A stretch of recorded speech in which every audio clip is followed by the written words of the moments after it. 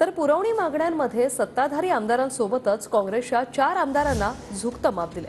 पुरवणी मागण्यात विजय वडेट्टीवार, नाना पटोले, अशोक चव्हाण आणि बाळासाहेब थोरात यांना निधी दिल्याची चर्चा आहे। तर विरोधी पक्षातील 4च आमदारांना निधी का, इतरांना का नाही, असा सवाल काँग्रेसच्या बैठकीत उपस्थित करण्यात आलाय। आमदार प्रतिभा धानोरकर आणि आमदार थोटे यांच्यासह इतर आमदारांनी हे सवाल उपस्थित केलेले आहेत।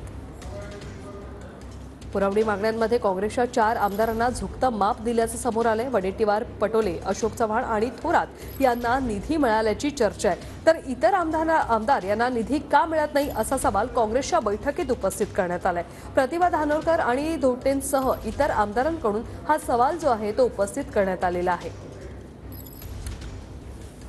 आताची ही महत्त्वाची बातमी, पुरवणी मागण्यांमध्ये सत्ताधारी आमदारांसोबत काँग्रेसच्या 4 आमदारांना झुकतं माप आहे।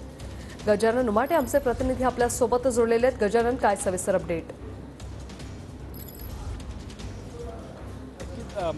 हिवाळी अधिवेशनाच्या पहिल्या 2 दिवसातच पुरवणी मागण्या ज्या आहेत त्या मंजूर करण्यात आलेल्या आहेत। सत्ताधारी आमदारांना जवळपास 40 कोटी रुपये दिलेले आहेत। त्यासोबतच 4 विरोधी पक्षातील आमदारांनाही झुकतं माप दिलं। त्यामध्ये बाळासाहेब थोरात, अशोक चव्हाण, नाना पटोले आणि विजय वडेट्टीवार असल्याची माहिती जी आहे ती खात्रीलायक सूत्रांनी दिलेली आहे।